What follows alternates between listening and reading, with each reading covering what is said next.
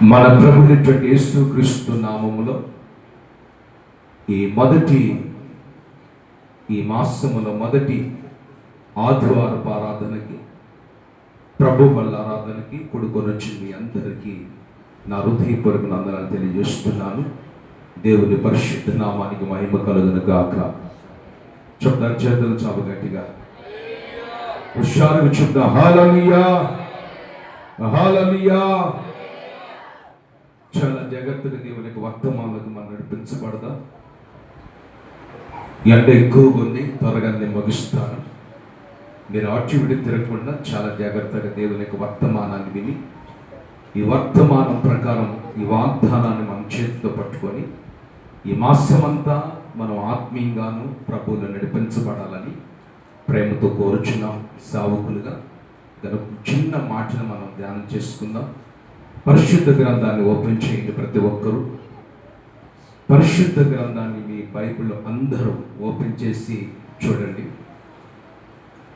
ద్వితీయోపదేశ కాండము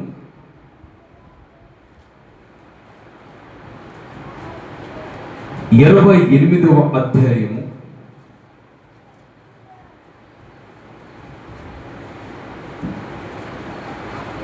28వ అధ్యాయం మొదటి వచనము. మీ దేవుడైన యెహోవా మాట శ్రద్ధగా విని నేడు నేను మీకు ఆజ్ఞాపించిన ఆజ్ఞలన్నిటిని అనుసరించి నడుచుకున్నట్లయితే మీ దేవుడైన యెహోవా భూమి మీద సమస్త జనముల కంటే యెహోవా నిన్ను వెచ్చించునుగాక. చెప్పాలి గట్టిగా, పెద్దగా చెప్పు. రెండో మాట ఏమో చెప్తున్నాడు, నీ దేవుడైన యెహోవా మాట వినినట్లయితే ఈ దీవులన్నీ నీ మీదకి వచ్చి ప్రాప్తించును నీకు. చాలు, దేవునికి స్తోత్రం. ఈ సమయంలో ఈ మాసములో ఎవరి కొరకు ఈ మాటలు సిద్ధపరిచారో నాకే తెలియదండి. ఎవరు ఏ పరిస్థితిలో ఉండి ఇక్కడికి వచ్చారో నాకే తెలియదండి. మీ హృదయాలు వెలిగిన దేవుడు, మీ అంతరంగాన్ని గ్రహించిన దేవుడు నీతో మాట్లాడటానికి ఆయన ఆరంభించిన దేవుడు ఏమని మాట్లాడుతున్నాడంటే, ఒకటి నేను నిన్ను వెచ్చిస్తాను అని ప్రభు చెప్తున్నాడు. రెండోది నేను నిన్ను దీవిస్తాను అని ప్రభు చెప్తున్నాడు. దేవుని చేత మనం హెచ్చించబడాలి. హెచ్చించబడటం అంటే గొప్ప చేయబడటము. రూపాయి కలిగిన వ్యక్తి 5,000 రూపాయలు సంపాదించుకునే స్థితిని వెచ్చింపు స్థితి అంటారు. ఒక చిన్న అరెకరం పొలం కొనుక్కున్నట్టు వ్యక్తి అరెకరం పొలం నుంచి ఒక 5 ఎకరాల పొలంలోకి వెళ్ళేటువంటి పరిస్థితిని వెచ్చింపు అంటారు. ఏంటండి, ఒక చిన్న జాబ్ చేసుకున్నటువంటి వ్యక్తి, ఆయాగా జాబ్ చేసుకున్నటువంటి వ్యక్తిని దేవుడు వెచ్చించడానికి ఒక టీచర్ పోస్టులోకి వెళ్ళే స్థితిలోకి తీసుకెళ్ళడం, దాన్ని హెచ్చింపు అని బైబిల్ సెలవిస్తుంది. ఈ రోజున ప్రతి మనిషి కూడా, దేవుని మందిరానికి వచ్చిన ప్రతి ఒక్కరు కూడా వెచ్చించబడాలని, ఆశీర్వదించబడాలని, దీవించబడాలని ఎన్నో ప్రయత్నాలు చేస్తూ ఉంటారు. మా పిల్లల చదువులు దీవించబడాలి, మా ఆరోగ్యం దీవించబడాలి, మేము వేస్తున్న పైరు పంటలు దీవించబడాలి. ఏమండి, మా వ్యాపారం చేస్తున్న వ్యాపారం హెచ్చించబడాలి, అతనికంటే నేను గొప్పగా వ్యాపారం కొనసాగించాలి. ఈ సంవత్సరం 10 ఎకరాలు పంట వేసుకునే, నెక్స్ట్ ఇయర్ 15 ఎకరాలు పంట వేసుకునే స్థితిని ప్రభు కలుగు చేయాలి అని వెచ్చింపులోకి ప్రతి ఒక్కరు వెళతారు. కానీ కొన్ని నిండా ఆశ అయితే ఉంది, కానీ ఆశకు తగినట్లుగా ఆశీర్వాదము దీవెన అనేది మన జీవితంలో కలగటం లేదు. చెప్పాలి హల్లెలూయా. ఒక తల్లి ఇలాగ ఒక చిన్న బిడ్డ 11 సంవత్సరాలు బాబుకి, వాడికి చదువు రావడం లేదు. సరిగా గుడింతలు చెప్పమంటే గుడింతలు చెప్పలేని స్థితి. ఎంత ప్రయత్నం చేసినా కానీ తల్లిదండ్రులకు ఇసుగుదల కలిగింది. ఆశయం ఉంది, బిడ్డను మంచిగా చదివించుకోవాలి, ఒక మంచి రేంజ్లోకి నా బిడ్డను తీసుకెళ్లాలని తల్లిదండ్రులకు ఆశయం ఉంది. కానీ వారికి చదువు సరిగా రాకపోవటం, జ్ఞాపక శక్తి తక్కువైపోవటం. డాక్టర్ దగ్గర తీసుకెళ్తే ఈ అబ్బాయికి చదువు రాదమ్మా, జ్ఞాపక శక్తి తక్కువగా ఉంది అని చెప్పారు. ప్రార్థనా మందిరం తీసుకొచ్చారు. ఏమండి ప్రార్థన చేయండి అండి అంటే, అమ్మ ప్రార్థన చేస్తాను, మీరు కూడా ప్రార్థన చేసుకోండి. జ్ఞానము యెహోవా ఇచ్చు బహుమానం అని. తప్పనిసరిగా దేవుడు ఆ బిడ్డకి సముచితమైన జ్ఞానం ఇస్తాడు, తెలివినిస్తాడు. ఏదైతే రాదని చెప్తారో దాని విషయంలో ప్రభు కృప చూపించి ఒక అద్భుతమైన బిడ్డగా దేవుడు మారుస్తాడు. ఏమీ భయపడద్దని చెప్పి ధైర్యపరిచి ప్రార్థన చేసి ప్రతిరోజు యేసు రక్తం పోయిండమ్మా, తలకి, కాళ్ళకి, చేతులకి, మెదడుకి, అంతరంగానికి పోయమని చెప్తే సరే నన్ను ఊకొట్టారు, చక్కగా వెళ్ళారండి. ఇక 2 వారాల దాకా ప్రార్థనకు రావటం లేదు. సరే ఏ కారణం చేత రావటం లేదు, దేని కొరకు రావటం లేదు, ఎందు నిమిత్తం ఏదైనా సమస్యలు వచ్చిందని అనుకున్నాను. ఎవరో చెప్పారంట పక్కించోళ్ళు, మీ అబ్బాయికి చదువు బాగా రావాలంటే, మీ అబ్బాయి చదువు దీవించబడాలంటే, మీ అబ్బాయి స్కూల్లో పిల్లలందరికంటే ఒక మంచి హై లెవెల్ ర్యాంక్ సాధించాలంటే, వెచ్చించబడాలంటే పలాని స్థలానికి వెళ్ళి అక్కడ పెద్ద అంతరు వేపిస్తే చాలండి. అంతరు కట్టిస్తే చాలు. ఎంతైతే ఖర్చు అయింది? ఎంతో కాదు, 25,000 రూపాయలు మాత్రమే. ఆ అబ్బాయిని తీసుకెళ్ళారు. ఏమండి అంతరం కట్టించారు. అంతరం కట్టించడమే కాదండి, వాడి మెడలో ఒక గంట వేసారు. వినండి, గెల్ల మొగిది చూడండి, ఒక గంట వేశారు, మెడలో గంట వేశారు. 3వ వారం వెళ్దాం అనుకుంటే ఆమె చర్చికి వచ్చేసింది. ఆ బిడ్డను తీసుకొని వాడు నుంచున్న గంట మోగుతుంది, కూర్చున్న గంట మోగుతుంది. ఏంది అర్థం కాలేదు, ఎత్తుకేసినట్టు గంట వేసారు వాడికి. మీరు ఆలోచించండి, మనుషులు చూడండి ఎలా నడిపించబడుతున్నారో, ఎలా జీవిస్తున్నారో, ఎలా ప్రవర్తిస్తున్నారో మనకు అర్థం చేసుకోవాలి. టింగ్ టింగ్ టింగ్ అని గంట మోగింది, ముందుకు వచ్చింది. ఏంద్రా నీ గంట వేశారమ్మా, తల్లి ఎందుకు అబ్బాయి గంట వేశారంటే, గంటతో కాదయ్య గారు, గంటతో బదులు అంతరం ఓడేశారు. 25,000 రూపాయలు దరిద్రం. ఏమండి కష్టపడి సంపాదించిన డబ్బు, శ్రమించిన డబ్బు. ప్రార్థన అంటున్నా, దేవుని నమ్ముకున్నా, ఆరాధిస్తున్నామని చెప్తున్నా, వాక్యంలో నడిపించబడుతున్నాం చెప్తున్నా, లోకానికి ఏరై ఉన్నా, పాపానికి ఏరై ఉన్నా, శాపానికి ఏరై ఉన్నా, యేసు రక్తము చేత కడగబడి ఉన్నా, వాడిని తీసుకెళ్ళి గంటేస్తే శాపవాక్యం వస్తుందండి వాడి మీద. వాడు ఇప్పటికీ చదువు సంధి లేకుండా దేశ దిమ్మరైపోయి, వాడికి ఇప్పుడు 16 సంవత్సరాలుండి సిగరెట్లకి, బీడీలకి, త్రాగులకి బానిసేవుడు. ఆ తల్లిదండ్రులే వాడి జీవితాన్ని పతనం చేశారు. శాపానికి గురి చేసింది తల్లిదండ్రులే. గమనించండి, ఈ దినాన ఎందుకో ప్రభు నీతో నాతో మాట్లాడుతున్నాడు. సమస్త జనుల కంటే యేసయ్య దారును వెచ్చించబడాలి. పెద్దగా చెప్పు, నువ్వు చేస్తున్న జాబులు వెచ్చించబడాలి. దేవుడిని వెచ్చిస్తానని చెప్తున్నాడు. నీ జీవితాన్ని దేవుడు స్కేల్ పెంచి ఇస్తానని చెప్తున్నాడు. నీ వ్యాపారాన్ని దేవుడు వెచ్చిస్తానని చెప్తున్నాడు. నీ ఆరోగ్యము నీకు సహకరించినట్లయితే మళ్ళీ నీకు మంచి ఆరోగ్యం ఇచ్చి ఆరోగ్య విషయంలో నేను వెచ్చిస్తాను. ప్రార్థించే విషయంలో ಹೆಚ್ಚుగా ప్రార్థన చేయమని బైబిల్లో కూడా ఉంది.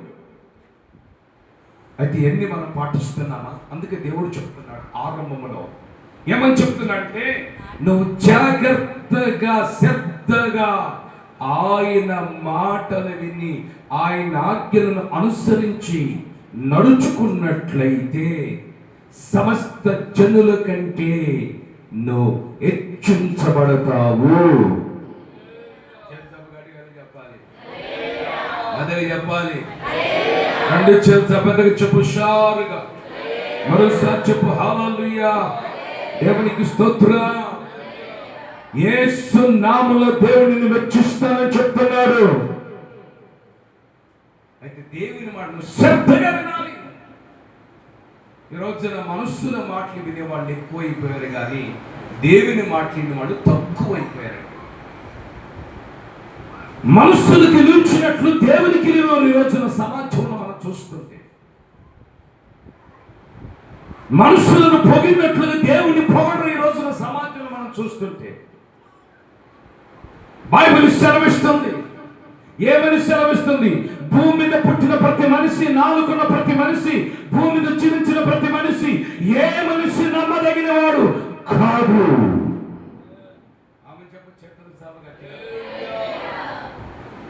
నీతో ప్రారంభిస్తామని చెప్పిన వారు నీకు దూరం అయిపోతారు. నీ కష్టాలు ప్రారంభమైనప్పుడు నిన్ను విడిచిపెట్టి వేదన చేస్తారు. ఒక ఆమె అక్క చెప్తుంది చెల్లెలతో, నువ్వు పాత బట్టలు వేసుకొని మా ఊరికి వస్తే కుదరదు, నేను మంచి హోదాలో ఉన్నాను, నువ్వు పాత బట్టలు వేసుకొని రాగాకు, లేకపోతే అక్కడే ఉన్న ఫంక్షన్ రాగాకు, అక్కడే ఉండు, నేను మంచి హోదాలో ఉన్నాను. చూడండి, గమనించండి, ఈ రోజున సమాజం ఎలా ఉంది, ఈ రోజున మన పరిస్థితులు ఎలా ఉన్నాయి. అందుకు దేవుని వాక్యం సెలవిస్తుంది. మనుషుల మాటలు, కొంతమంది సైతాను మాటలు అంటారు, కొంతమంది పాపపు మాటలు అంటారు, కొంతమంది లోకపు మాటలు అంటారు, కొంతమంది శపించమన్న మాటలు శ్రద్ధగా ఉంటారు. కానీ దేవుని వాక్యము, దేవుని మాట ఈ రోజున వినేవాళ్ళు, శ్రద్ధ వినేవాళ్ళు చాలా అరుదుగా ఉన్నారు.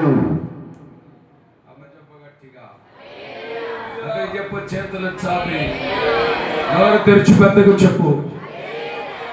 దేవుని మాటను శ్రద్ధగా విన్నట్లయితే దేవుడు నీతో మాట్లాడుతున్నాడు. నువ్వు శ్రద్ధగా విన్నట్లయితే, నీ మనస్సు పెట్టినట్లయితే, దేవుని మాట విను. దేవుడు ఏం చెప్తే అది చెయ్యి. మనుషులు చెప్పిన చెయ్యి కాదు. ఆ పక్కన చెప్పింది అబ్బాయి గంట కట్టి ఏమండి తాయి చేయించు, ఒక 5,000 రూపాయలు పోయి వాడు మంచి చదువులు అవుతాడు, వాడు మంచి జ్ఞానంతో ఉంటాడు, వాడు టాలెంట్ పర్సన్ అవుతాడు, అందరికంటే క్లాసులో వాడు వెచ్చించబడతాడని ఏమంటే ఆ మనుషుల మాటలు విని ఆ బిడ్డను పాడు చేసుకుంది. చేతులారా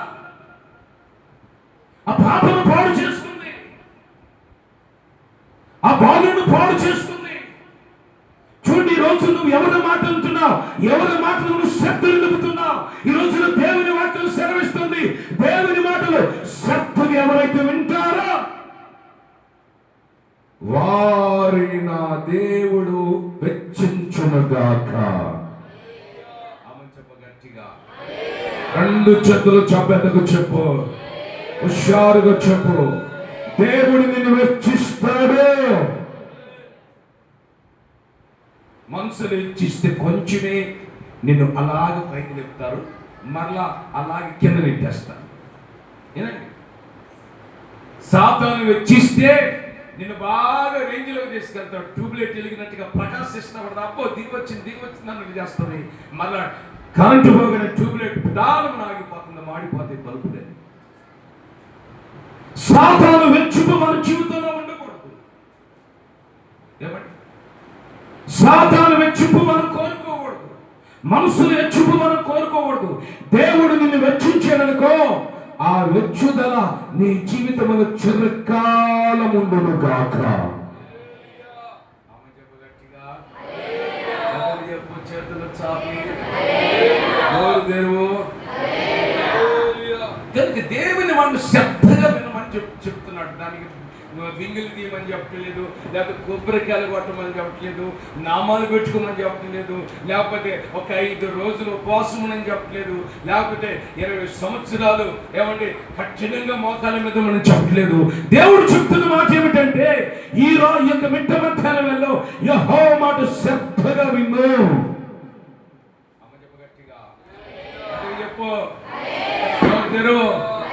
దేవుని మాటను శ్రద్ధగా వింటే తప్పనిసరిగా నా దేవుడు నిన్ను ఈ 7వ తారీఖునే ఈ ఆరాధన ముగించబడక మునిపే నిన్ను ఏ కోణముల దేవుడు హెచ్చించాలో ఆ కోణముల దేవుడిని హెచ్చించును గాక.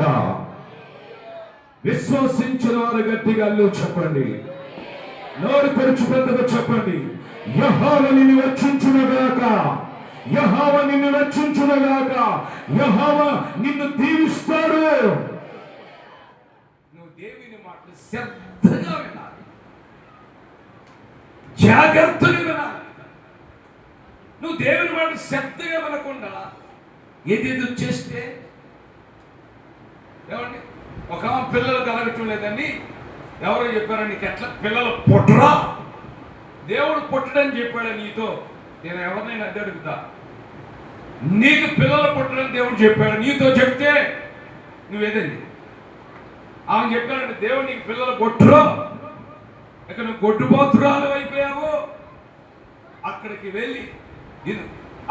వెళ్ళి సమాధికి మొక్కి సమాధి మీద ఉన్న పూలు మల్లెపూలని తినేసి అని చెప్పారంట. ఆమె చెప్పు గట్టిగా, యేసే అదే మాట చెప్తే నువ్వు చేయాలి. దేవుడికి ఆ మాట చెప్పలేదు కదా. అవన్నీ వెళ్ళానయ్య గారు ఛార్జీ పెట్టుకొని వెళ్ళారు, ఛార్జీ పెట్టుకొని కష్టపడి శ్రమించి వెళ్ళారు. చాలా మంది జనం వచ్చారయ్య గారు, ఎందుకు రాదు? ఏమండి, కట్టలు లేని స్థలంలో, క్రమశిక్షణ లేని స్థలంలో జనం విస్తరిస్తారు. క్రమశిక్షణ కట్టడగలిగిన స్థలంలో కొంచెం మంది ఉంటారు. చేతులు చెప్పగలిగారు, చెప్పు, చెప్పు, పెద్దకు చెప్పు హల్లెలూయా, పెద్దకు చెప్పు హల్లెలూయా, దేవునికి స్తోత్రం. చెప్పారట ఆమెకి, వెళ్ళింది తినది. అన్న మాస్టర్ అన్న వాళ్ళు చెప్పినట్టు చేశాను, తిన్నానన్నా, వచ్చానన్నా, అన్ని చేసుకున్నాను, ఏం ఉపయోగం లేదని అంది. ఉపయోగం ఎందుకు? మళ్ళా ప్రార్థన చేస్తే గర్భం తెరవబడింది. గర్భద్వారములు తెరవబడ్డాయి. ఆమె చెప్ప చేతులు చాపి దేవునికి స్తోత్రం హల్లెలూయా. గనుక నువ్వు దేవుని మాట శ్రద్ధగా విను. నీ ప్రాణ స్నేహితుడు ఎందుకు నువ్వు నమ్మిక ఉంచొద్దు. ఎవరి మాటలు వినగాకు, నువ్వు విని మోసపోతావు.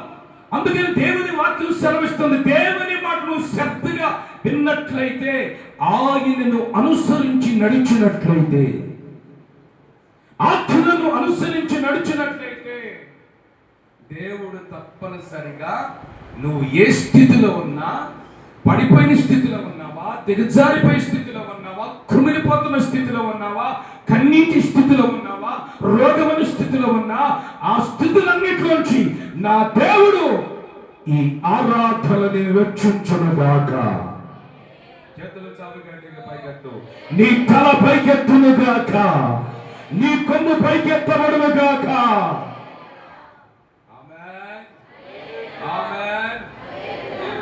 దేవుడు మనం వెచ్చించాలనే మనస్సులో ఉన్నప్పుడు, దేవుడు మనం హెచ్చించాలనే మనసులో ఉన్నప్పుడు ఆజ్ఞలు గైకుంటారా లేదని పరీక్ష పెడతాడు. దేవుడు పరీక్షలు పెడతాడు. పరీక్ష పెట్టకుండా ఏ కార్యం మన జీవితంలో జరగదు. వినండి, దేవుని ఆజ్ఞలు అనుసరించి నడుచుకో. దేవుని ఆజ్ఞ ఏమిటి? విను, దేవుని ఆజ్ఞ ఏమిటి? మత్తయి సువార్త చూడండి, 15వ అధ్యాయం. చేతులు సార్ మీరందరూ విషయాలు గట్టిగా చెప్పాలి, పెద్దగా చెప్పాలి. 15వ అధ్యాయం. హల్లెలూయా. 28వ వచనం.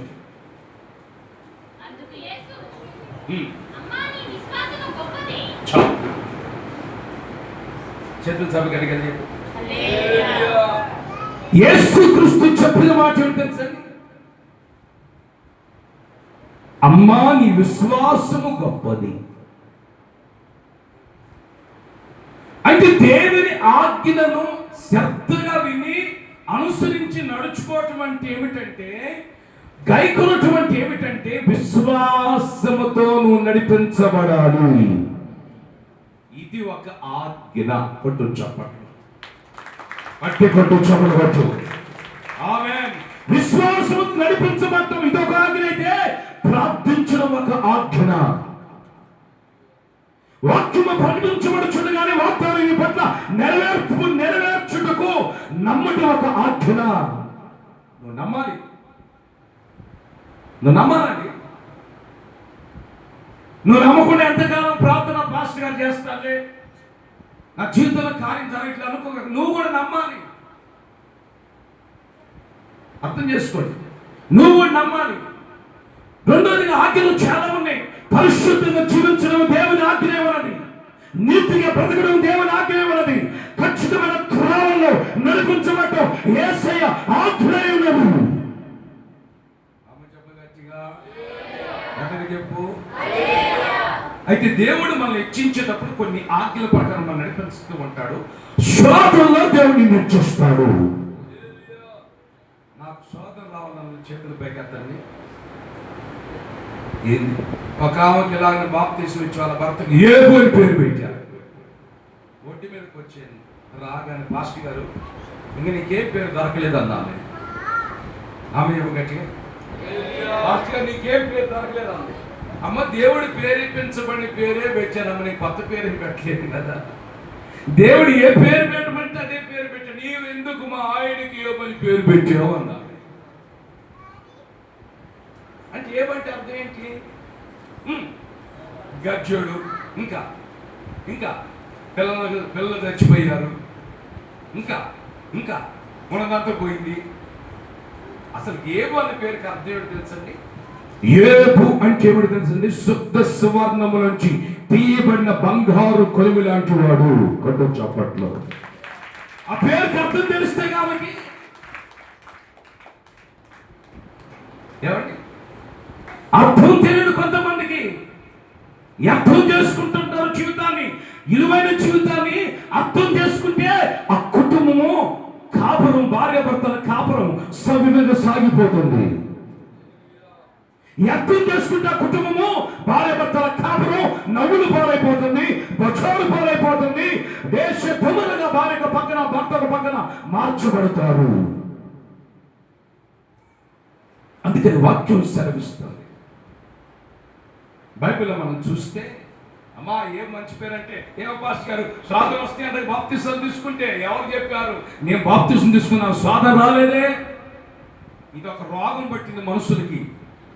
మాడి చెట్టుకి తెగులు పడితే మందుకు వచ్చినట్లు. ఏమండి, బాప్తిసం తీసుకోవాలని స్వాదం వస్తుందంటగా పాస్టర్ ఎవరు చెప్పారు నీకు స్వాదం వస్తుంది? యేసయ్య నీతో చెప్పాడా? నేను బాప్తిసం తీసుకోవడానికి వెళ్తుంటే, వినండి, నేను బాప్తిసం తీసుకోవడానికి వెళ్తుంటే ఒడ్డు దగ్గరికి వెళ్తుంటే నన్ను అనేక వెనకగా లాగారు. స్వాదనలు వస్తాయి, స్వాదనలు వస్తాయి, స్వాదనలు వస్తాయి. సాధరాదేవరాజు నా ప్రభు నన్ను ప్రేరేపిస్తున్నాడు. బాప్తిసం తొట్టులోకి దిగా, సేవకులు అలా బాప్తిసం తొట్టులోకి దించాను. పైకి నెట్టారంటే పో వెళ్ళిపో అన్నారు. ఆ రోజు నుంచి ఈ రోజుల వరకు యేసయ్య కలిగించే స్వాదన పరీక్షలు నెగ్గుతూ ఉన్నాం, జయిస్తూనే ఉన్నాడు, హెచ్చిస్తూనే ఉన్నాడు. కొట్టు చప్పట్లో. ప్రతి విషయంలో ప్రభు హెచ్చిస్తూనే ఉన్నాడు, ప్రతి కోణంలో ప్రభు హెచ్చిస్తూనే ఉన్నాడు. ఏమి దేవుడు తక్కువ చేయటం లేదు, దేవుడు కించపరచడం లేదు. అర్థమవుతుందండి? అందుకని వాక్యం సెలవిస్తుంది. ముగ్గురు ఎవరిని బిడ్డలకు శోధన వచ్చిందండి. ఒక దేశంలో ఒక రాజు గారికి ఒక ఆలోచన పుట్టి, సైతాన్ ఆలోచన అంటే దేవుడు ఆజ్ఞాపిస్తేనే సైతాన్ కూడా అలాంటి తలంపులు వచ్చేది. పరీక్ష, శోధన. ఆ శోధనలో ఆ ముగ్గురిని తీసుకెళ్లారు. బంగారు ప్రతిమకి ఎవరైతే నమస్కరించలేదో సాగిలపడి వారిని తీసుకునేది మండుచున్న అగ్నిగుండంలో విసిరివేయమని రాజు ఒక శాసనం రాయించి ఒక పత్రికను రిలీజ్ చేశాడు. ఆమె చెప్పగట్టిగా, చేతులు పైకి గట్టిగా ఒకసారి చెప్పు. ఒక పత్రికను రిలీజ్ చేస్తే యేసయ్య పత్రిక ముందు ఒకటి అన్న విషయం అతనికి తెలియదు. సరే, ఈ ముగ్గురు అన్నారు, నువ్వు మమ్మల్ని మండుచున్న అగ్నిగుండం విసిరేసిన బాధ లేదు, కానీ నువ్వు తయారు చేయించిన బంగారు ప్రతిమకు మేము నమస్కరించము, మేము పూజించము. నీ దిక్కున గారు చెబుదా, ఏంది మీద ఎలా మాట్లాడుతున్నారు? ఏంటి మీ బలం ఎక్కడ, మీ తెలివి ఎక్కడ, మీ జ్ఞానం ఎక్కడ? అసలు ఎవరు మీరు ఆలోచిస్తున్నారంటే మా బలం ఎక్కడ, మా తెలివి ఎక్కడ తెలుసా? మాకు ఒక అడ్రస్ ఉంది, ఆ అడ్రసే యేసు నామమున కొట్టు చప్పట్లు. అగ్నిగుండంలోంచి, మండుచున్న అగ్నిగుండంలోంచి రక్షించుటకు మా దేవుడు సమర్థుడై ఉన్నాడు. దేవుడు రోషము కలిగిన వాడు. నీ దేవుడు అంత సమర్థుడా? నేను తీసుకెళ్ళంటే ఇల్లు బంగారు ప్రతిమకి నమస్కరించనంట, మొక్కరంట. నేను తీసుకెళ్ళి ఎక్కడేమన్నా తెలుసండి, అగ్నిగుండం విసిరేయమని చెప్పారు. అంతే. ఈ ముగ్గురు తీసుకుని వెళ్ళి, వామ్మో, మారు మనసు పొందినందుకు, బాప్తిసం తీసుకున్నందుకు, ఆత్మచేత నింపబడినందుకు, ఏమండి ఇలాంటి శోధన సంభవించింది, ఇలాంటి బాధ సంభవించింది. ఏమండి ఇక అమ్మో అగ్నిగుండంలో పడే కంటే వినండి, రాజుగారి దగ్గరికి వెళ్ళి బంగారు ప్రతిమతో తయారు చేయించినటువంటి ఆ ప్రతిమ దగ్గరికి వెళ్ళి మొక్కితే మంచిది అనుకుని మొక్కారా? దేవుడిని ఎదుట రెండు పెడతాడు, నీకేమి కావాలో కోరుకో. జీవం కావాలా, మరణం కావాలా, ఆశీర్వాదం కావాలా, శాపం కావాలా, కోరుకో. ఏం కావాలో కోరుకోమంటే దేవుడు రెండు పెట్టాడు. బంగారు ప్రతిమను ఎదుట పెట్టాడు రాజు ద్వారా. రెండోదిగా యేసయ్య ప్రత్యక్షమయ్యాడు.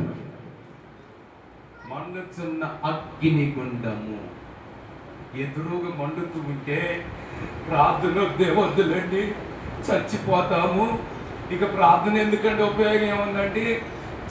చచ్చిపోయే కంటే, రాజుగారి చేతిలో చచ్చిపోయే కంటే రాజుగారు తయారు చేయించిన బంగారు ప్రతిమను నమస్కరించాలి. అమ్మ చెప్పు గట్టిగా, పెద్దగా చెప్పు, అదే చెప్పు పెద్దగా.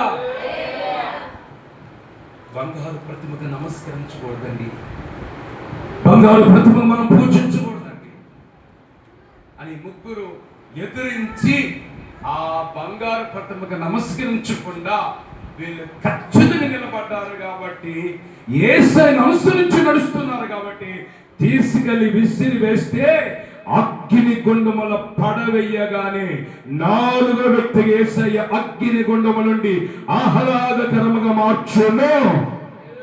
అటు చప్పట్లు. నువ్వు వెళ్ళక మునిపే నీకంటే దేవుడు ముందుకు వెళ్తాడు.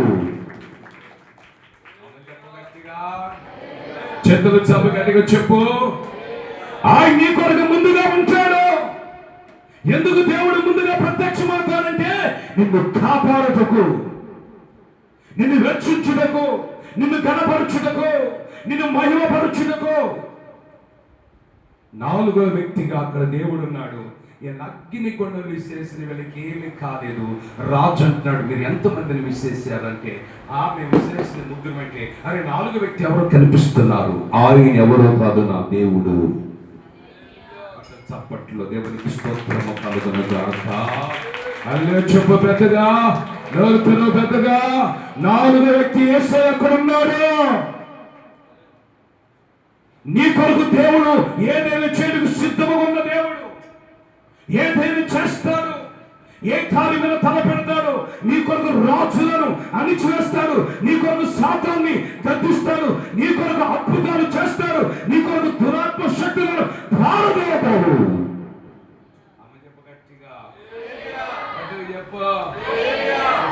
చెప్పు అన్నారు తెలిసి. హల్లెలూయా, హల్లెలూయా. దేవుడు ఏదైనా చేస్తాడండి.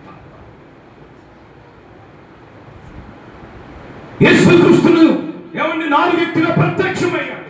ఆ రోజున అగ్నిగుండముల ప్రత్యక్షమైన దేవుడు ఈ ఆరాధనలో నీ కొరకు దేవుడు నీ కొరకు ప్రత్యక్షమవుతాడు. నీ పిల్లల కొరకు దేవుడు ప్రత్యక్షమవుతాడు. నీ వ్యాపారంలో ప్రత్యక్షమవుతాడు. కొట్టు చప్పట్లో. నీ పొలాల దేవుడు ప్రత్యక్షమవుతాడు. నీ ఉద్యోగంలో దేవుడు ప్రత్యక్షమవుతాడు. నీ కూలి పనుల దేవుడు ప్రత్యక్షమవుతాడు. యేసయ్య నాలుగో వ్యక్తిగా ప్రత్యక్షమవుతాడు. విశ్వసించిన వారు నోరు తెరిచి గట్టిగా చేతులు చప్పలు కొట్టి ప్రభువును మహిమపరచండి. హుషారుగా చప్పలు కొట్టండి. దేవునికి స్తోత్రము కలుగునుగాక, దేవునికి మహిమ కలుగునుగాక, దేవునికి కీర్తి కలుగునుగాక. ఒక తల్లి నా దగ్గరికి వచ్చింది. అయ్యగారు, మా కులస్తులు కూడా రావటం లేదు నా ఎమ్మటి పోలీస్ స్టేషన్లో నా మీద కేసు పెట్టబడి ఉంది.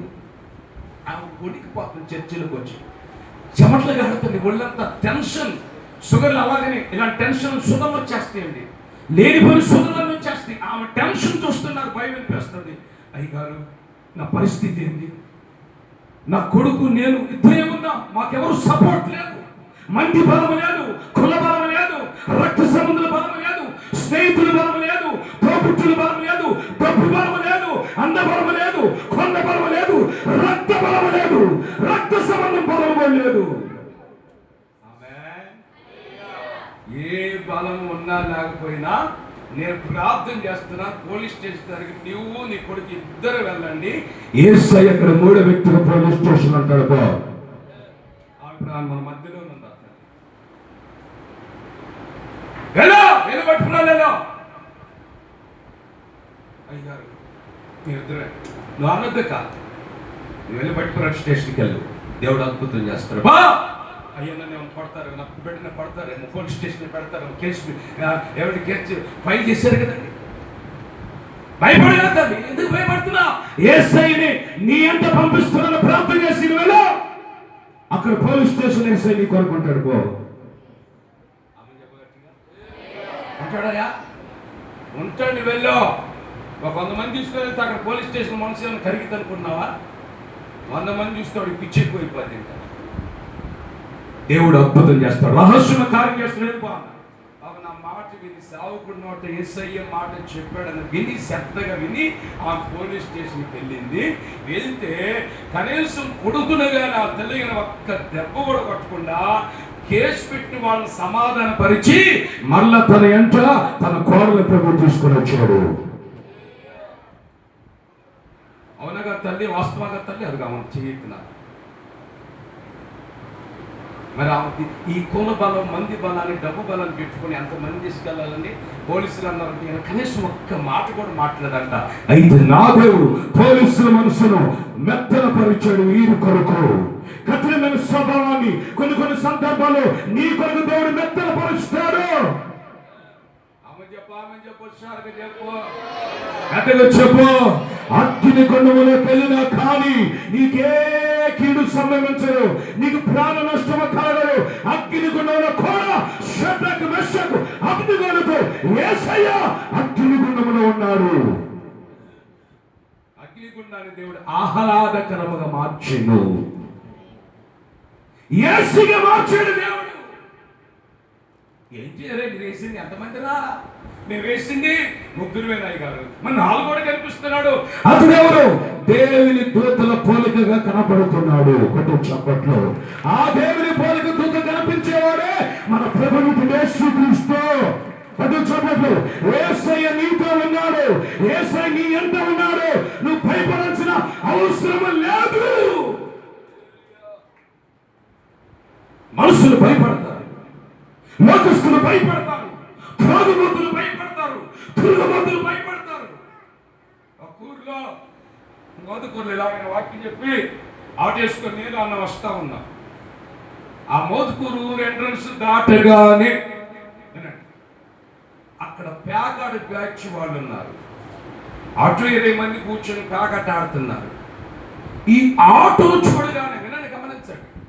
ఓరి ఇంకేముందిరా బాబు, పోలీసులు ఆటో నుండి వచ్చారని ఆటో దావులు ఎత్తుకొని పోయాడు. ఇటు కూడా ఇంకొక మాత్రం పరిగెత్తుకుని వెళ్తున్నారు. నేను పోలీసులో నేను చెప్పలేదండి, మేమేదో స్వార్థ చెప్పి ఆటేసుకుని వస్తున్నాం. బయలుదేరి మోదుకూరు నుంచి ఆరమండ నుంచి గాయవారిపాలెం నుంచి దొండమూడి నుంచి పచ్చంతేటపాలెం పొన్నూరు రావాలి. అరే పోలీసులు రైలు, అరే పోలీసులు కాదు పాస్టర్ రాయినా. మళ్ళీ బ్యాక్ స్టార్ట్ చేశారు.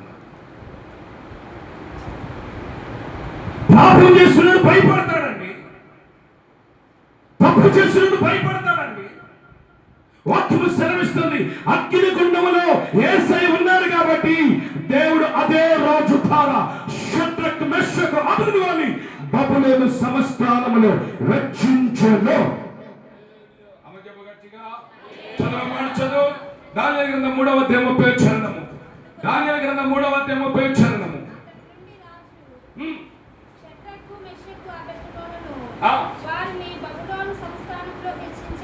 శత్రుల మధ్య దేవుడిని నీ మాసములు హెచ్చించబోతున్నాడు. అటు చప్పట్లో ఆమె చెప్పగట్టిగా విషయాలుగా చెప్పడం బట్టి ప్రభువును మహిమపరచు. హల్లెలూయా. శత్రుల మధ్య దేవుడిని హెచ్చిస్తాడు. నీ పిల్లలను హెచ్చిస్తాడు, చదువును హెచ్చిస్తాడు, నిన్ను ఆరోగ్య విషయంలో హెచ్చిస్తాడు. ఎప్పుడు శోధనలో నిలిచి ఉన్నప్పుడు. శోధనలు వస్తాయి. శోధనలు నిలిచి ఉన్నారు. అమ్మో, ఈ శోధన ఎందుకు వచ్చింది, ఈ సమస్య ఎందుకు వచ్చింది, ఈ బలహీనత ఎందుకు వచ్చింది, ఈ కష్టం ఎందుకు వచ్చింది, ఈ నష్టం ఎందుకు వచ్చిందని అడగకూడదు. అర్థమవుతుందండి? ఏ శోధన వచ్చినా శోధనలో దేవుడు నిన్ను కనపరుస్తాడు. ఇది వాస్తవము.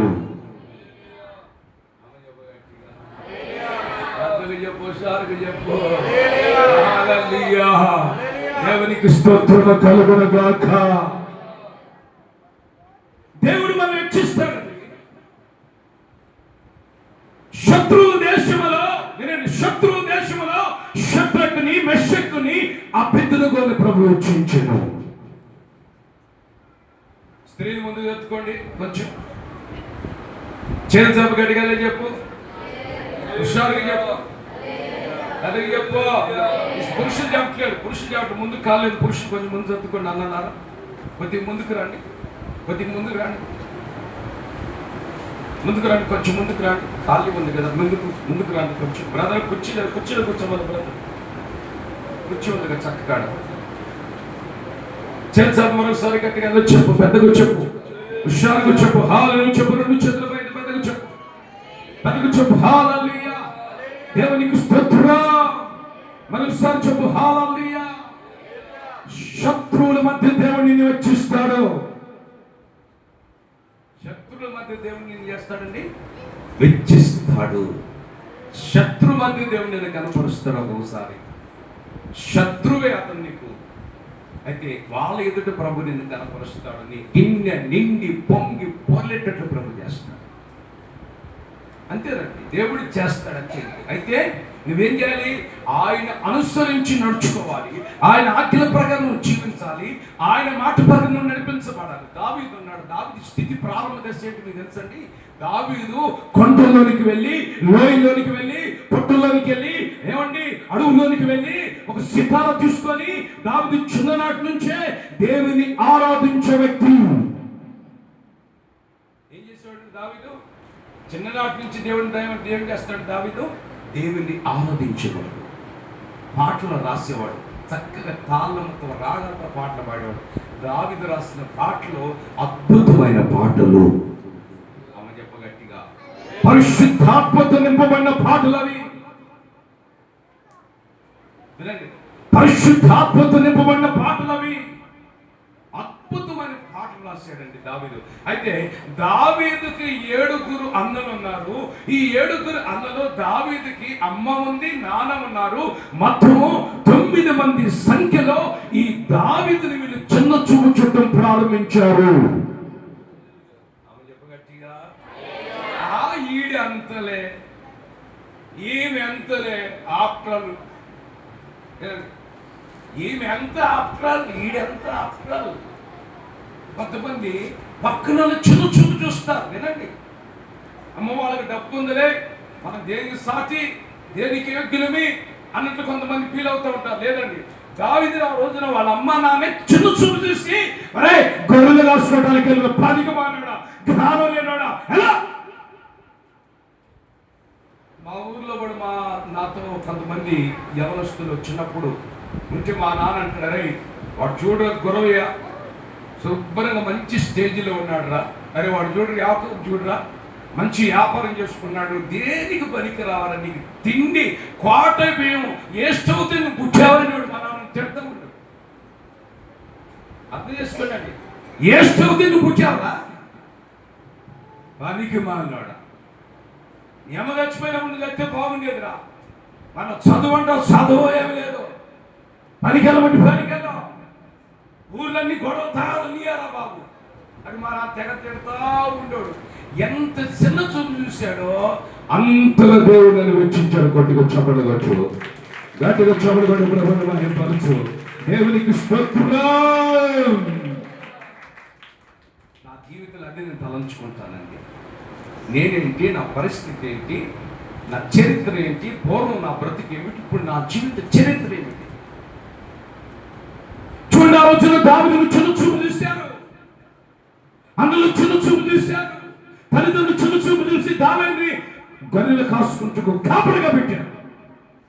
అయితే దావీదు చిన్న చూపు చూశాను, నా తల్లిదండ్రులు అన్నలు కూడా చిన్న చూపు చూశానని మనసులో ఏం పెట్టుకోకుండా ఆ యొక్క అడుగుల్లోనికి వెళ్ళి చక్కగా పాటలు పాడి స్తుతించి కీర్తిస్తే యేసయ్య వినండి, నా దేవుని ఎప్పుడైతే స్తుతించి కీర్తించి ఆరాధించాడో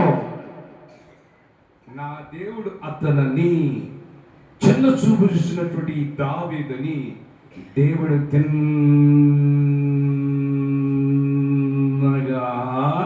అన్నల కంటే, ఇజ్రాయెల్ ప్రజలందరికంటే, రక్త సంబంధుల కంటే దేవుడు అతను సింహాసనం కూర్చోబెట్టి వెచ్చించిన కొట్టు చప్పట్లో.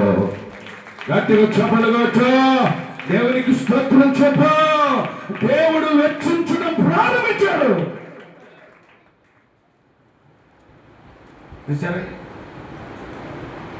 దేవుడు మనసులో ఎంత ప్రణాళిక ఉందో, మరి నీ గురించి యేసయ్యకి ఎంత మంచి ప్రణాళిక ఉందో. కొంతమంది మనసును చూసి భయపడతారు. వాళ్ళు అట్లా అన్నారు, వీళ్ళు ఎట్లా అన్నారు, ఏందోలే నా పరిస్థితి లైట్ అయిపోయింది, నా బ్రతుకు ఇట్లా అయిపోయింది, నా చరిత్ర ఇట్లా అయిపోయిందని కుమిలిపోతూ ఉంటారు, నలిగిపోతూ ఉంటారు. యేసయ్యను చిన్న చూపు చూసే దేవుడు కాదు. నా దేవుడు ప్రతి ఒక్కరిని పెద్ద చూపుతో చూస్తాడు. కొట్టు చప్పట్లో. దేవునికి స్తోత్రం చెప్పారుగా. హల్లెలూయా. దేవుడు ప్రతి వారిని మంచి చూపు చూస్తాడు.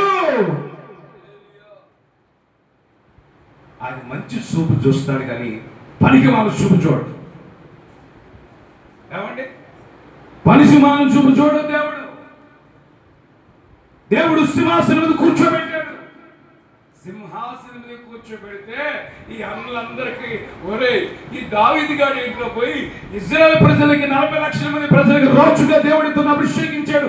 అసలు దావీదుకి ఏం త్రాయి పట్టాడు, పోయి సింహాసనం మీద కూర్చున్నాడు. అప్పుడు దావీదు తన స్థితిని జ్ఞాపకం చేసుకుని ఒక మాట అంటాడండి బైబిల్ 2 సమూయేలు గ్రంథం. చేతులు చాపు గారికి వెళ్ళచ్చు. 2 సమూయేలు గ్రంథం 7వ అధ్యాయం 19వ వచనం.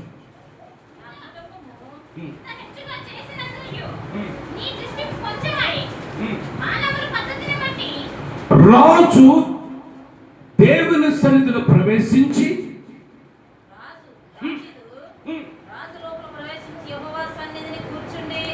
దేవుని సన్నిధిలో కూర్చున్న దావీదు ఏమని చెప్తున్నాడు, దేవునితో చెప్పుకున్నాడు, ఇలాగ మనం చేసాను నా ప్రభువా యెహోవా, ఇంతగా నన్ను వెచ్చుంటాడు, నేను ఏ పాటి వాడి, నా కుటుంబం ఏ పాటుడు. దావీదు దేవుని మందలో కూర్చొని మోకరించి చేతులు పైకెత్తి, యేసయ్యా ఇంతగా నన్ను వెచ్చించావయ్యా, నా కుటుంబం ఏ పాటిదయ్యా, నా పిల్లలు ఏ పాటోనయ్యా, నా భార్య ఏ పాటిదయ్యా, నేను ఏ పాటోనయ్యా, ఇంతగా నన్ను వెచ్చించావు. అర్థమవుతుందండి, ఇంతగా నన్ను వెచ్చించావు, ఇంతగా నన్ను ప్రేమించావు, ఇంతగా నన్ను ఘనపరిచావయ్యా. చూసారండి, ఈ రోజున దావీదుకి ఎంత కృతజ్ఞత మనస్సు ఉందో ఒకసారి ఆలోచిస్తారు. కృతజ్ఞత లేని వారు ఏళ్ల కొలదిగా కూలివానిగానే ఉంటారంట. దావీదు మంచి మనస్సు, దావీదుకు కృతజ్ఞత వచ్చిన. ఈరోజు చాలా మంది జీవితంలో కృతజ్ఞత అనేది లేదండి, మర్చిపోవటము ఆనవాయితీగా మారిపోతుందండి. కొంతమందికి కృతజ్ఞత, దేవుడు చేసిన మేలు మర్చిపోకూడదు. ఆమె చెప్పగట్టిగా చెప్పాలి హల్లెలూయా. దేవుడు చేసిన కార్యాన్ని మరచిపోకూడదు. దేవుడు చేసిన అద్భుతాన్ని మనం మరచిపోకూడదు. అది మనం మరిచిపోయామంటే కృతజ్ఞత లేని వారిమని అర్థం. ఆమేన్ ఆమేన్ ఆమేన్.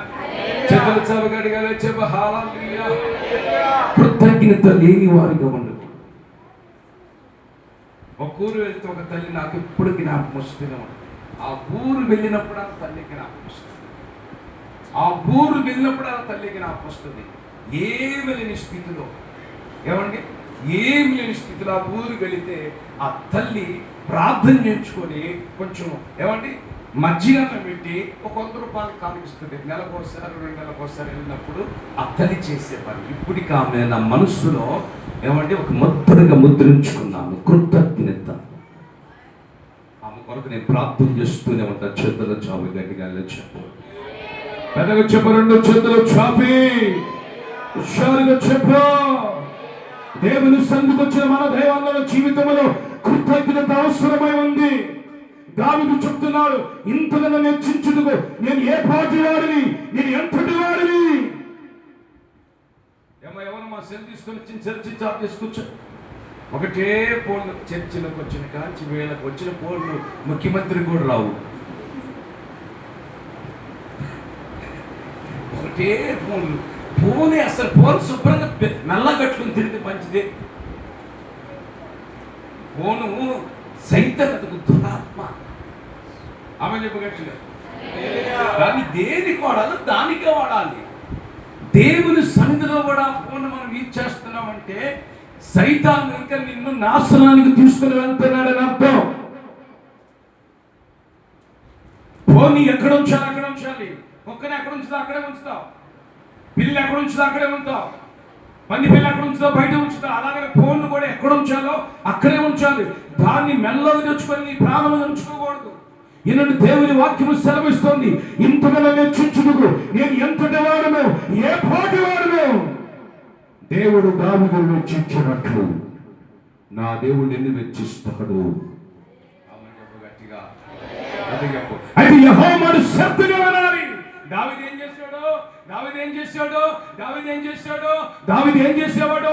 అదిగో దావీదు అరణ్యములోకి వెళ్ళినప్పుడల్లా, గొర్రెల కాపరుల మధ్యలోకి వెళ్ళినప్పుడల్లా, గొర్రెలు కాస్తున్నప్పుడల్లా దావీదు ఏం చేసేవాడు? యెహోవాను స్తుతించేవాడు. మరి ఈ రోజు దేవుని స్తుతిస్తున్నావా నువ్వు? బాగా స్తోత్రాలు చెప్పమ్మా అన్నావు అనుకో, అయ్యగారు నా స్తోత్రం రావట్లేదు కానీ తిట్టడం వచ్చాడు ఒక ఆమె. స్తోత్రం రాదంట ఆమెకి, తిట్టడమే వచ్చంట. ఒక పోగులు ఎలాగనే బైక్ వేసుకుని వెళ్తున్నాం. ఎదురు మళ్ళీ ఆ కుర్చీలో కూర్చొని ఈమె కుర్చీలో కూర్చొని మధ్యలో రోడ్డు ఒకటి ఉంది, సిమెంట్ రోడ్డు వేసారు గవర్నమెంట్ రోడ్డు. వినాలి మీరు చాలా జాగ్రత్తగా. బైక్ అక్కడికి ఆ రోడ్డు మీదకి వెళ్తున్నప్పుడు ఈమె కుర్చీలో కూర్చొని నీ కావిరి పోను కాక నేను తిడుతుంది. ఆ పక్కన కుర్చీలో కూర్చొని నీ పెద్ద కొడుకు చెయ్యి ఇరిగిపోవడం కాక నేను తిడుతుంది. లేటెస్ట్ తిట్టుకుంటున్నారు ఇప్పుడు. ఏంటంటే ఇది కుర్చీలు కూర్చొని తగదాడుకుంటానంట. ఆ పక్కన అబ్బాయి అంటాడు, ఏం చెప్తున్నా పాస్టర్నా, ఇప్పుడు దాకా ఎగిరెగిరి నుంచొని కొట్టుకున్నారు, ఇప్పుడు అలుపు ఎక్కువైపోయి ఈమె కుర్చీలు తిడుతుంది, నుంచొని ఆ కుర్చీలు కూర్చొని తిడుతుంది. ఆమె చెప్పు గట్టిగా. మరి నువ్వు దేవుని ఎప్పుడు స్తుతిస్తావండి? స్తోత్రం చెప్పదో, అలాగే చెప్పదో. నిద్రపోమంటే ఏసీలు పెట్టి బరువు నిద్రపో.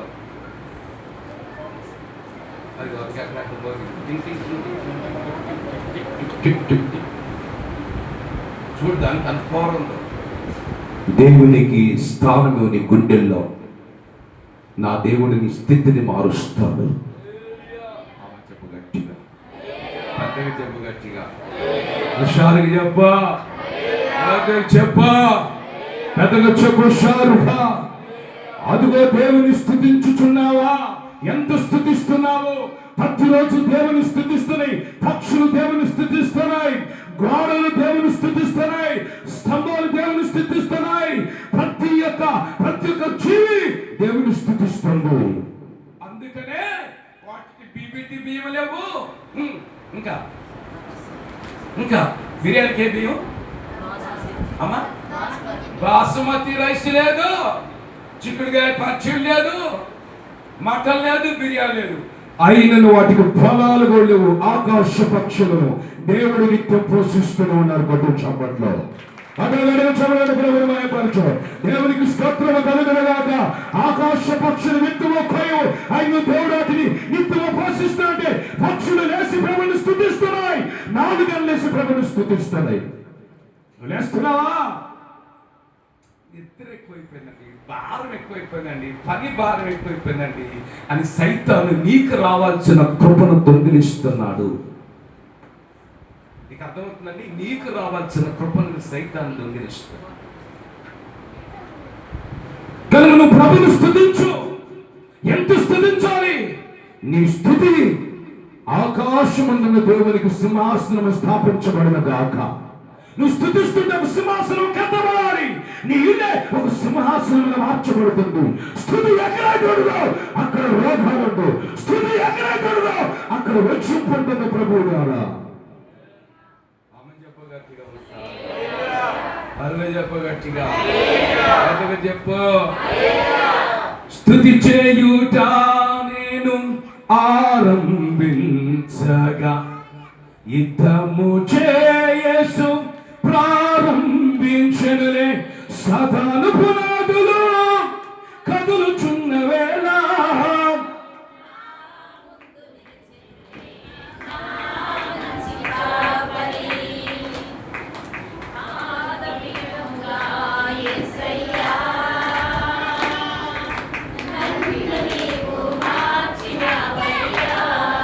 పట్టు చూడ.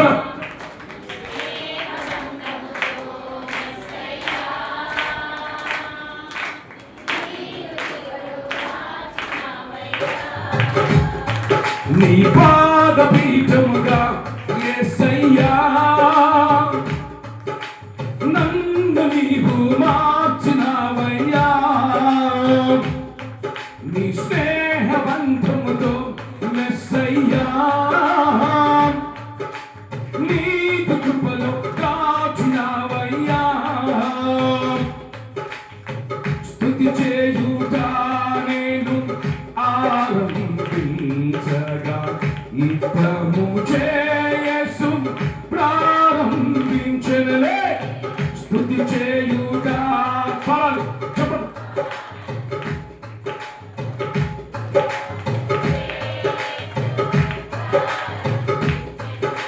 సదాను పునాదులు కదులుచున్న వేళ నా ముందు నిలుచునవే నా మంచి కాపరి. సదాను పునాదులు కదులుచున్న వేళ నా ముందు నిలుచునవే నా మంచి కాపరి. నీ పాద పీఠముగా గట్టిగా నన్ను నీవు మార్చినావయ్యా. నీ స్నేహ బంధముతో యేసయ్యా నీకు కృపలో దాచినావయ్యా. నీ పాద పీఠముగా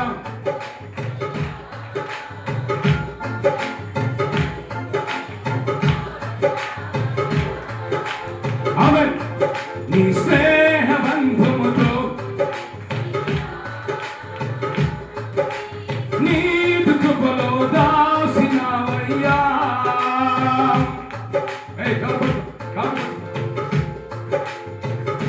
నిస్వార్థ ప్రేమతో సిద్ధమైన నన్ను నా నీతి సూర్యుడా నన్ను రూపుదాల్చావా. నిస్వార్థ ప్రేమతో శిథిలమైన నా నీతి సూర్యుడా నన్ను రూపుదాల్చావా. నీరు దిరదాలతో నన్ను కడిగినావయ్యా. నీ రాజ్య స్థాపనకై నన్ను పిలిచినావయ్యా. చాలు యేసయ్యా, ఇక చాలు యేసయ్యా.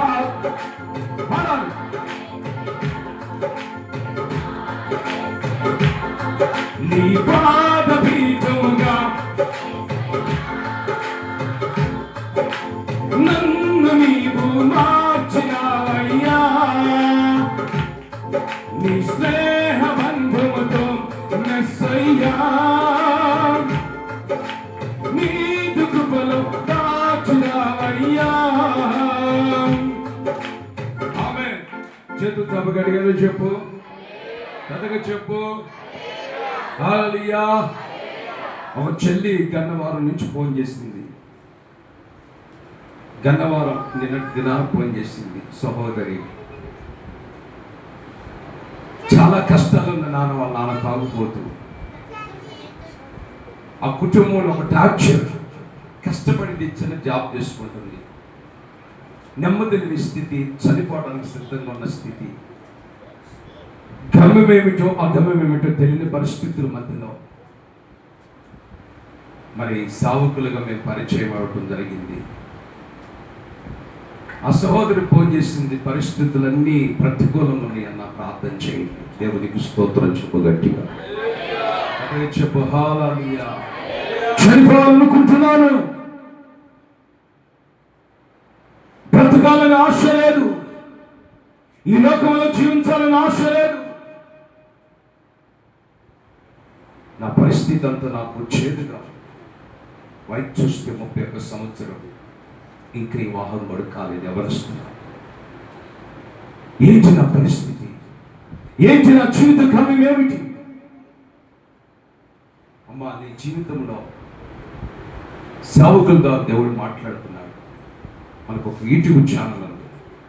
ఆ ఛానల్లో నీ పాట పెట్టుకొని చక్కగా పాడు, నేర్చుకో, విను, ధ్యానం చెయ్యి అని ఎప్పుడైతే ఈ పాట లింక్ ద్వారా పెట్టడం జరిగిందో, ఈ పాట విని ధైర్యపరచబడి, బలపరచబడి, నేను చాలా ఆదరించబడ్డాను, ఇక నేను చావను, నేను దేవుని కార్యాన్ని పొందుకోవాలి. దేవునికి స్తోత్రం చెప్పు. పెద్దగా చెప్పు. 2 చేతులు చాపి నువ్వు దేవుని స్తుతించు.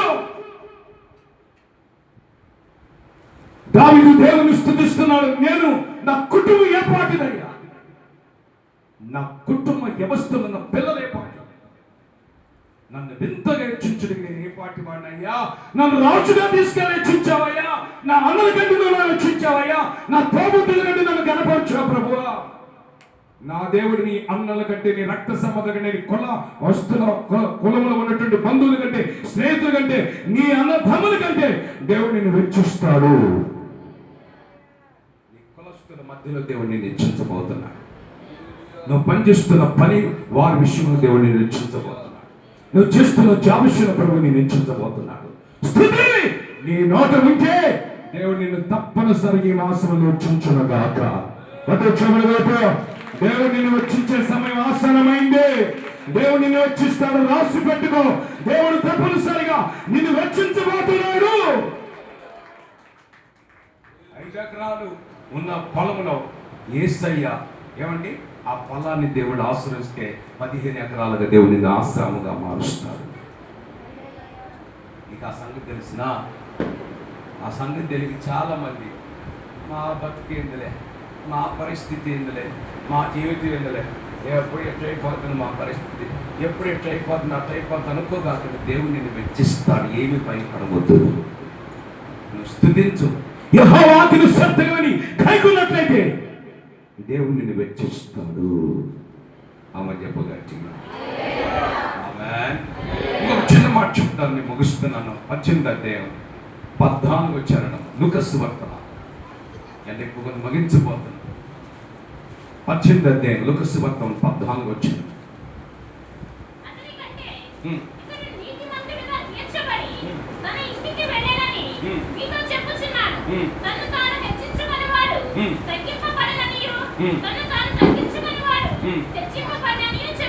చేతులు చప్పి గట్టిగా చెప్పు, హుషారుగా చెప్పు, హల్లు చెప్పు, పెద్దగా చెప్పు. హల్లెలూయా. దేవునికి స్తోత్రం. నువ్వు తగ్గించబడు, దేవుడు నిన్ను హెచ్చిస్తాడంతే.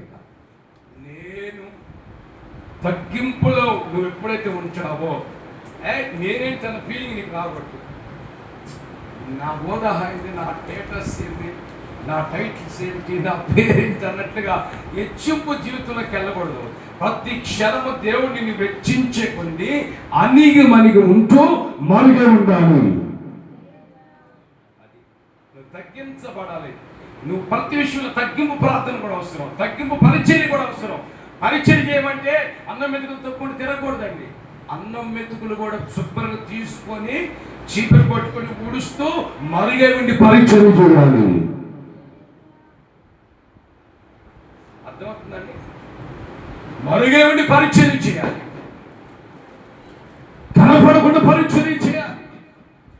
మా సేవకుల దగ్గరికి వెళ్ళినప్పుడు మమ్మల్ని పరిచయం చేయమన్నారండి.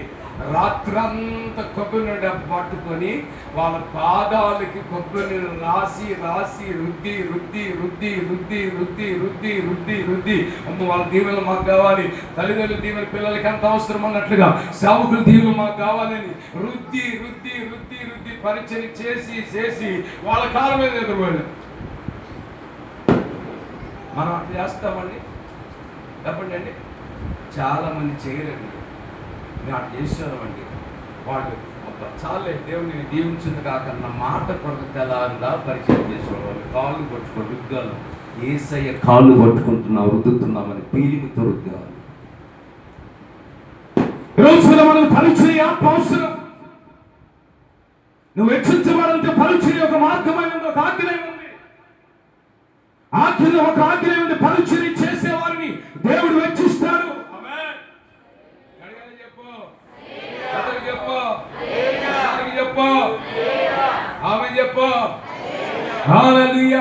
పరిచర్య ఆత్మ, తగ్గింపు ఆత్మ, మరుగై ఉండే ఆత్మ. దేవుని సన్నిధిలో ఏమండి మరుగై ఉండే ఆత్మని కావాలి. ఆత్మ చేత నింపబడాలి. ఆ పరిచర్య ధర్మ నీలో ఉండాలి. చివరికి బాత్రూమ్ను గడగటానికి ఇష్టపడాలండి. కొంతమందిని పరిచయం చేయమంటే పైన ఏమంటే కంచి మేకలాగా పైన చేసుకుంటూ వెళ్తారు. జనం చూస్తున్నారు, చూడట్లేదా?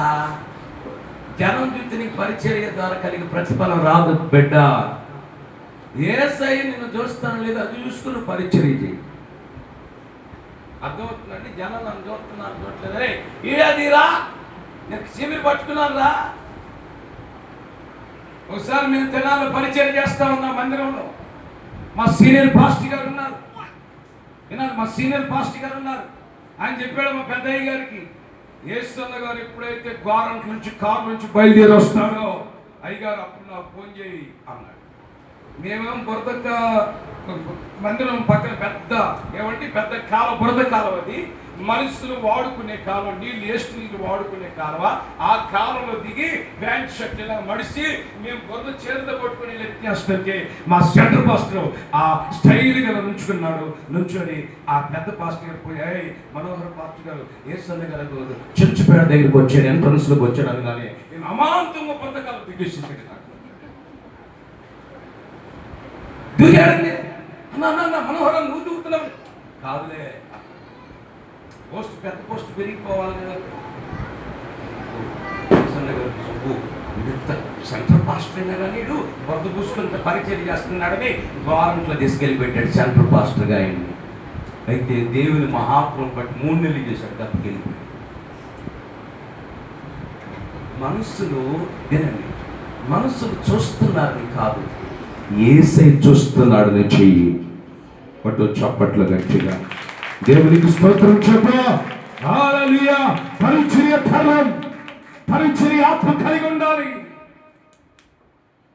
దేవుని వాక్యం రోజున సెలవిస్తుంది. అదిగో ఎవరైతే తగ్గించుకుంటాడో వాడిని దేవుడు హెచ్చిస్తాడు.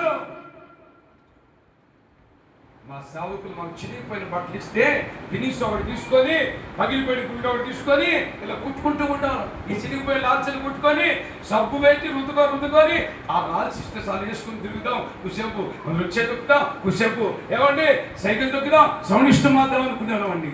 అయితే దేవుడు ఆ స్థితిలో ఉంచలేదు. మా అయ్యగారి కంటే నేను ఎక్కువగా చక్కగా పాటలు పాడి రాసే కృపను ప్రభు మాకు ఇచ్చాడు. ఆయన ఆనందిస్తున్నాడు ఆ పాటలను కొట్టు చప్పట్లో. దేవునికి స్తోత్రం. ఇది మా భక్తి కాదు, సేవకుల దీవెనలు. తగ్గింపులో ఉండాలి మనం, తగ్గించుకోవాలి మనం, మరుగే ఉండాలి మనం. నాకు ఎంపీటీ గారికి వచ్చినప్పుడు నాకు చాలా ఆనందం అనిపిస్తుంది. ఆయన కనిపిస్తే ఆయన ఎంపీటీ గారిని ఎవరు అనుకోరు. ఆ అయ్యగారిని బాపటి నుంచి వస్తాడు, ఎవరు అనుకోరు.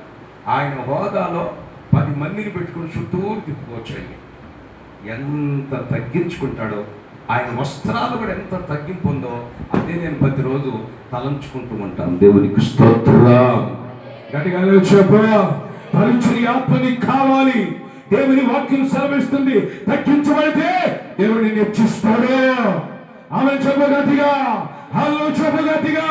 నీ ఆరోగ్య విషయంలో దేవుడు హెచ్చిస్తాడు, నీ వ్యాపార విషయంలో దేవుడు హెచ్చిస్తాడు, నీ పరిమాణ విషయంలో దేవుడు హెచ్చిస్తాడు, నీ కూలి విషయంలో దేవుడు హెచ్చిస్తాడు. అదిగో అదిగో సమాజం దేవుడు హెచ్చిస్తాడు. రాజుల చేత పొగిడేటట్లు కలుగు చేస్తాడు. పరిచర్య కూడా అవసరం అండి. హెచ్చింపుతో మనం ఉండదు, తగ్గింపు అవసరం. నేను ఈ పాటి వాడిని, ఎంతటి వాడి నన్ను వింతగా వెచ్చించావు. ఆమె చెప్పు గట్టిగా. పేతురు రాసిన మొదటి పత్రిక 5:6-7 మొదటి చివరి మాట, చివరికి చదవడం.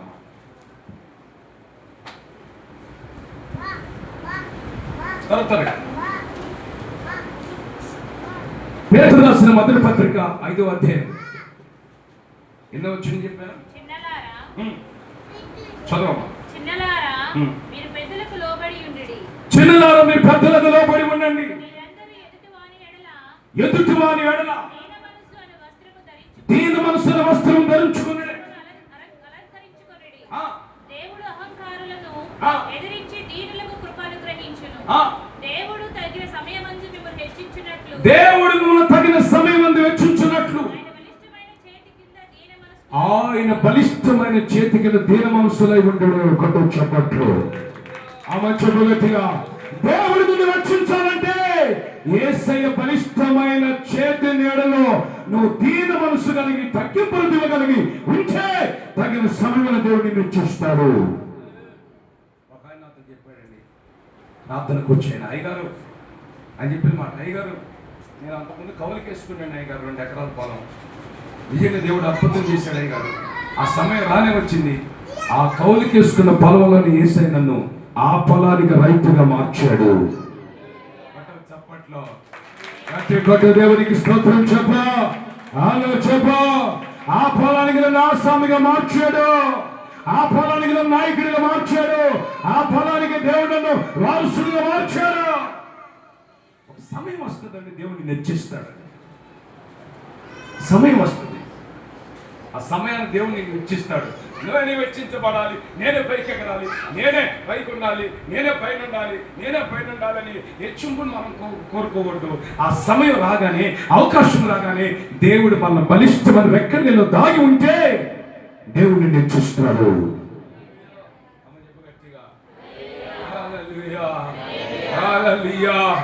దేవునికి స్తోత్రం.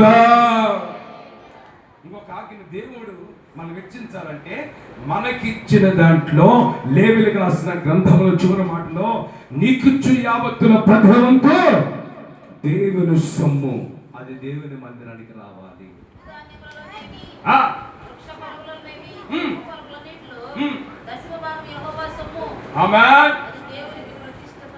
గట్టిగా చెప్పు. ఇదొక మూలాధారమైన వాక్యం. దేవుని ఇచ్చించాలంటే 10వ వంతు ఎవరు సొమ్ము? దేవుని సొమ్ము. ఒక ఆమెకి ప్రార్థన చేయండి అయ్యగారు, ఈ ప్రార్థన చేస్తే ఇల్లు అమ్ముకుంటాను, ఇల్లు అమ్ముకుంటే మేలు జరిగితే దేవుని దర్శనం ఆగుతుంది. 7 లక్షలకి ఇల్లు అమ్ముకుందండి. ఆమె ఎంత ఇచ్చింది తెలిసింది? 700 దర్శనం ఆగించిందండి. 7 లక్షలు ఎంత? 700.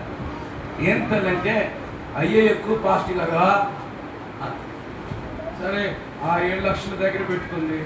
ఈ లోపు కారులో ప్రయాణం చేస్తుంది. ఈ కారులో ప్రయాణించినప్పుడు ఏం జరిగింది తెలుసా? కారు యాక్సిడెంట్ లో 10 లక్షలు అయిపోయినాయి. కారు కట్టు. మళ్ళా కారు దగ్గరికి ఎవరిని నన్ను పిలిపించింది, హాస్పిటల్ దగ్గర పిలిపించింది. అయ్యగారు ప్రార్థన చేయి అయ్యగారు, నేను దశమం కూడా నమ్మకం ఇచ్చాను కదా. ఎంత ఇచ్చావు? 700 అయ్యగారు. ఎంతండి? ఎంత అయింది బిల్లు? 10 లక్షలు అయింది. ఉన్నది పోయింది. నా మాట నేను మాట కొడుతు, ఆ మాటను కొడుతు. చేతి చెప్పు, గట్టిగా చెప్పు, పెద్దగా చెప్పు, నోరు తెచ్చి పెద్దగా చెప్పు, నోరు తెచ్చి పెద్దగా చెప్పు. దేవునికి స్తోత్రం. దేవునికి ఇచ్చిన విషయంలో కొంతమంది ఏమండి నమ్మకస్తులు ఉండరండి. దేవుని నువ్వు పట్టణంలో ఉన్న చేతుల పైకెత్తాను. పట్టణంలో ఉన్నోళ్ళు, పట్టణాల్లో ఉన్నోళ్ళు చేతుల పైకెత్తాను. పట్టణములో ఉన్నప్పుడు నువ్వు దీవించబడతావు. కింద మాట చదువు.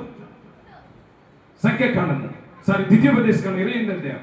నువ్వు పట్టణములకు వెళ్ళినప్పుడు దీవించబడతావు.